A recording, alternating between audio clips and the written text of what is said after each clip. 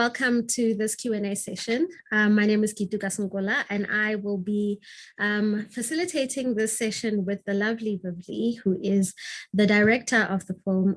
She's joining us from Berlin, and she is a well-traveled individual. She was born and raised in China, in Beijing, and has lived in 10 countries.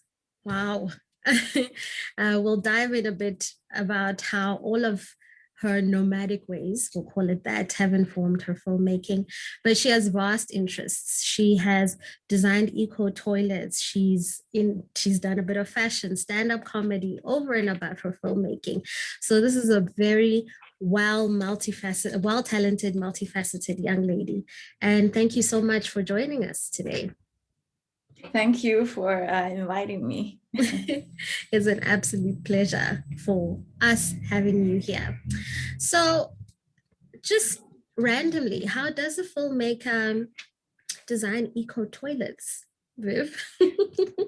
Okay.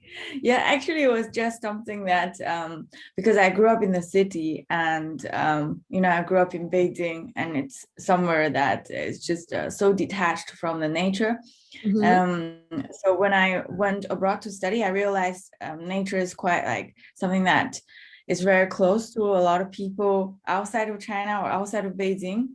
So I really wanted to learn a lot of different things. And one of the things I really remember is when I was young, our toilet was not really nice. So I just kind of looked for that opportunity to study how to design it.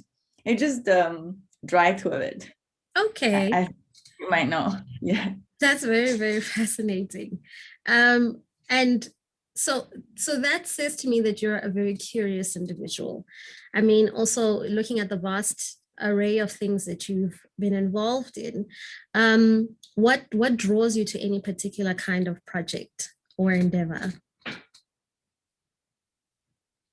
I think in terms of filmmaking, I just realized that in the recent years that it's something that's really close to identity, and especially in the current world with globalization, a lot of people are moving, not right now during the pandemic, but like a lot of people are actually leaving their home, and then they're going to another places, and the world is like shuffling the poker cards right now everywhere. So that is something that I'm really interested in, is how people feel about their identity now or in the future. Because my experience and a lot of my friends and people around me, everybody's experiencing that. So that is something that I'm really interested in at the moment, I think. I mean, it's something that does come across quite prominently in this particular film. And so I suppose if you could just talk to me a little bit more about what inspired this particular piece of work. Actually, it was just kind of a lucky coincidence. So I went back home last year, 2020, the beginning of 2020. And I went back home for 9 days, and I really wanted to write a script about identity, about home. So I just thought, okay, maybe I just document a little bit about my life and as an inspiration for the feature film script that I'm trying to do. And then after I document that and I see all the footage, and I realized that it can actually be a short film itself, because everything is just so absurd. And when you jump out of yourself and see it through the camera, and just say reality is probably more fascinating than fiction. So I just decided to make a short film out of it. No, and it was a very beautiful feature. I mean, short. I mean, I identified with it because I find that sometimes, maybe also even particularly because of the pandemic, we are close to each other because we're connected technologically, but in many ways we still feel very displaced. We don't and even now, as things are beginning to emerge into a new normal, where we thought we fit in doesn't really kind of feel like it fits anymore. And is this something that you're still finding, that you're grappling with, or have you found a place where you feel like you belong now? Yeah, I think there's something I really struggle with, like because I move a lot, and right now I came to Germany, came to Berlin quite freshly last year. And I don't know if it's because of the pandemic, because there's a lot of lockdown, that I feel more and more relatable to my hometown, Beijing, to China. This is something that I didn't realize before, because when I was in China, everything I feel is like, oh, I'm such an outsider here, and I don't feel like I belong in China. Mm. But the more I travel, the more I feel that I belong to China in a way. It's quite a surprising thing. Yeah. Yeah. So, but that's something I really discovered. Pardon? And that's something really I discovered recently, I have to say. Yeah. Recently, like in 2021, or recently, like soon after making the film? I would say, yeah, after the pandemic. Okay. Well, that's nice. That's good, isn't it? That's Mm. very good, because, you know, something that I also wanted to touch on was a little bit about estrangement as a theme, because I noticed that it's not just in this film, but it's also in the film The Coolies, for example. So, you know, what is it that drew you to this theme in particular is what I'm curious about. Yeah, I think it's just a constant feeling of everybody, you know, like as a Chinese, I lived in the UK. I went to the UK to study, and I felt terrible when I just moved to the UK, because I felt so different. And then I went to South America. I traveled in South America for quite a long time, and the people there are very welcoming, but you still feel very different from them culturally. And then I go back home, then I just feel like, okay, there's a huge gap between me and my friends and my family of how we experienced in the recent years. So I just really feel that there is a gap between me and everywhere. And before I thought it was just only cultural. If you travel, then you naturally have this. But then I realized this is just a common struggle of everybody, even for people who never travel, and they could belong to a certain group of friends, and then they would feel that, okay, with other people I don't feel that I belong with them. It has nothing to do with culture anymore. So I think the sense of belonging is something that human beings constantly struggle with. It's not only on a culture sense, but in a culture sense, in a cultural exchange sense, traveling sense, that they just feel much more. I guess that is something that I always like look into, and I feel every single day. Then that draws me more into all different kinds of ways of estrangement in that sense. So it sounds like you draw a lot in some instances from your own personal narrative and you know, experiences of the world. And how then does that translate into, say, public art? Because these feelings can often be such personal things, but when you put it in a medium like film, or poetry, for example, or even maybe even your stand-up, it then becomes public consumption. So what is that relationship like for you?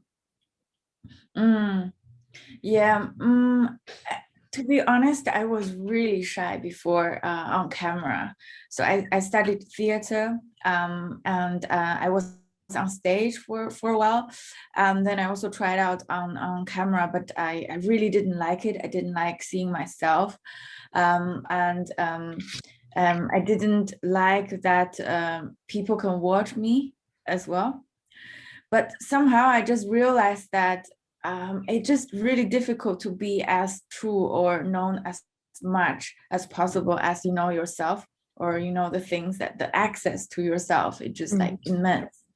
So during my studies, I learned a lot about like personal filmmaking and filmmaking about your personal stories, and it did take me a long time to adjust to this.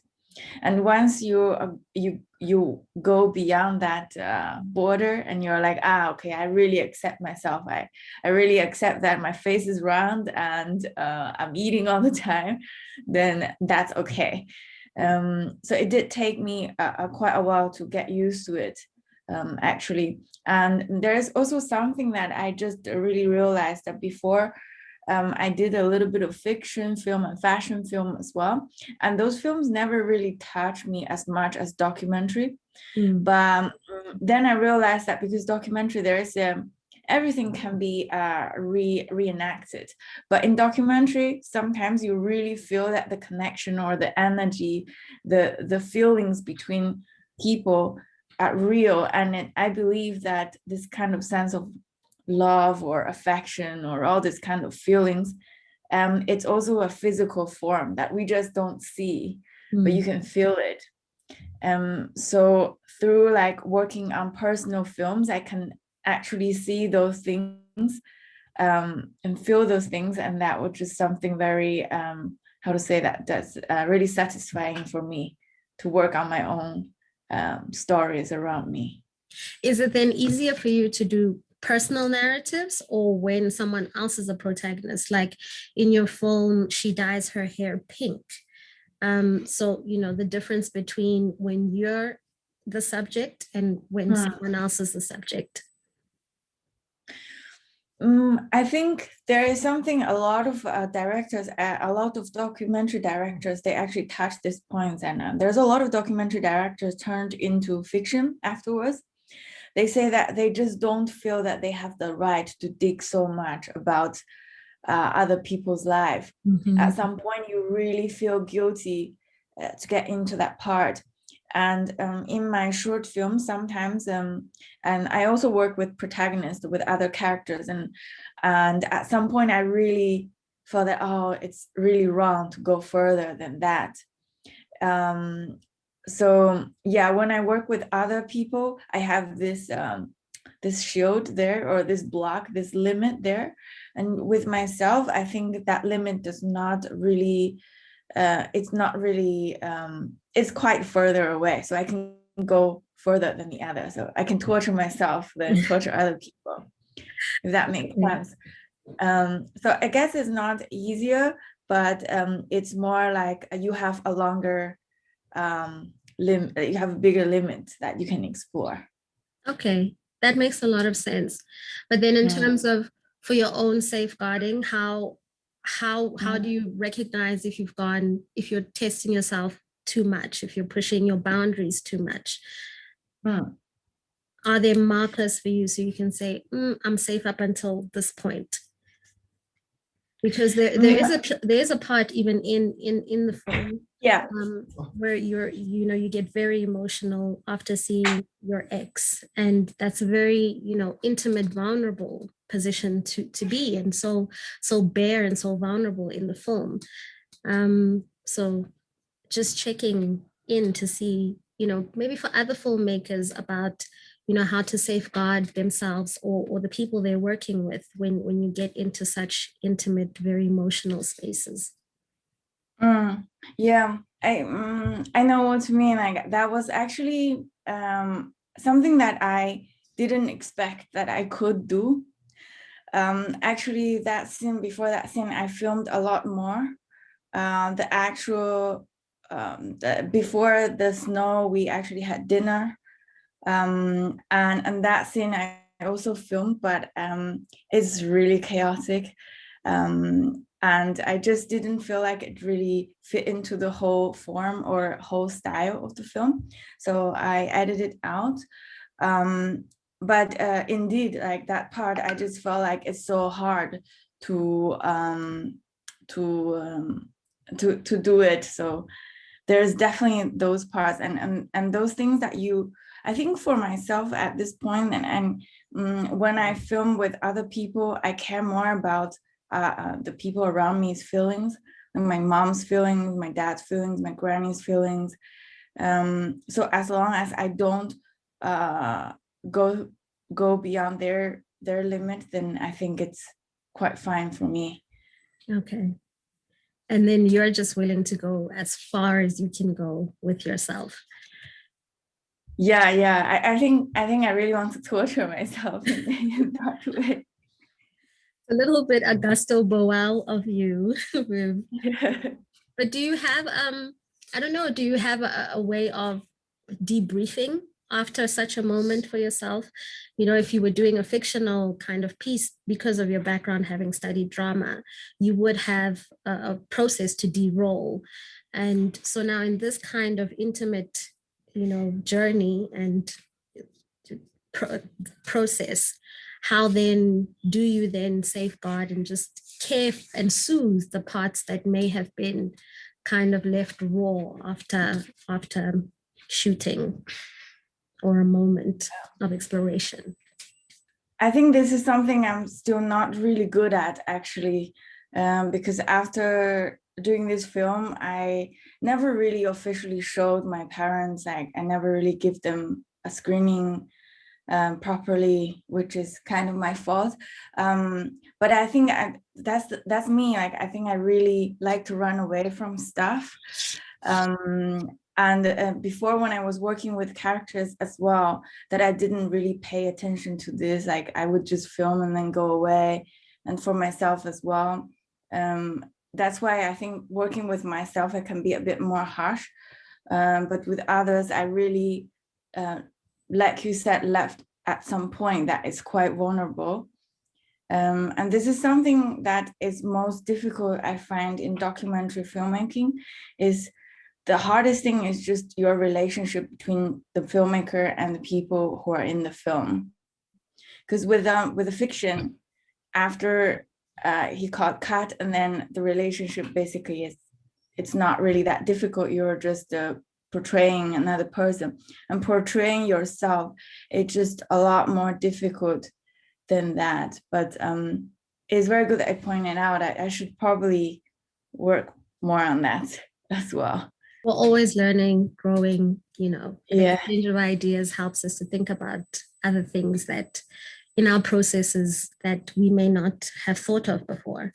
So you've already achieved so much. You know, you've been to various film festivals with various other films.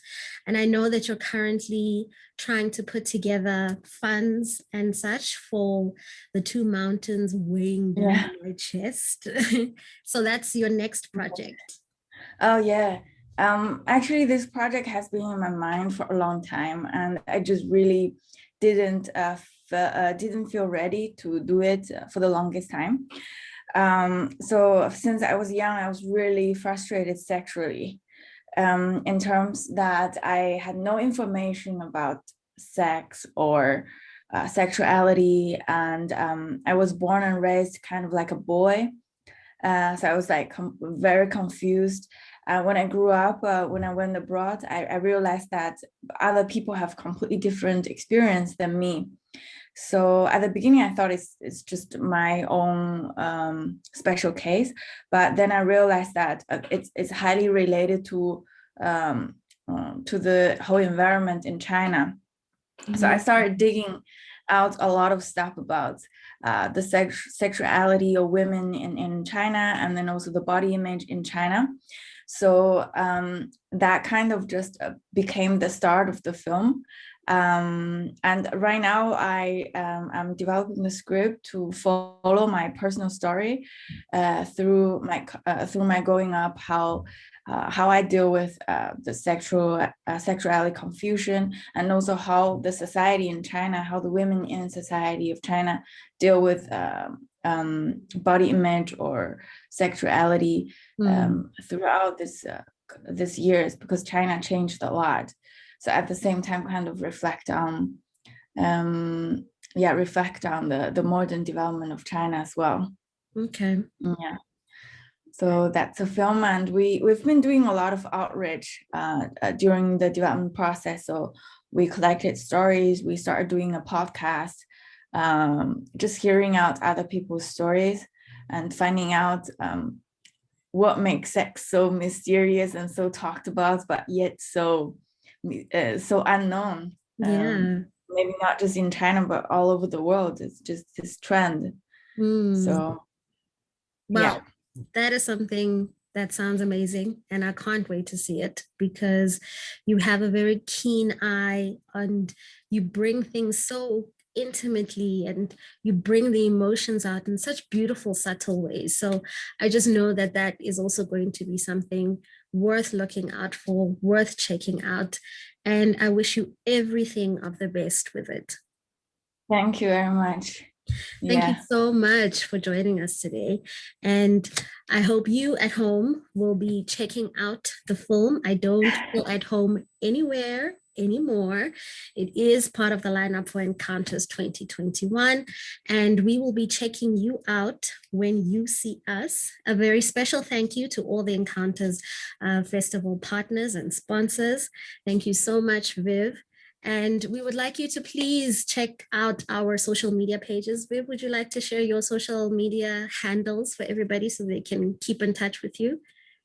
Oh, yes. You can search for Two Mountains and then you go to the next film and we will be updating stories, goodies, and also new plans for that film. Yes. You can find me there. Great. And we are on www.encounters.co.za. You will find the festival schedule there. You will find our social media handles and information if you would just like to reach out and get in touch with the festival. And we will keep seeing you everywhere. Thank you so much, Viv, for your time. And I wish you all of the best with your studies and the next project. Thank you.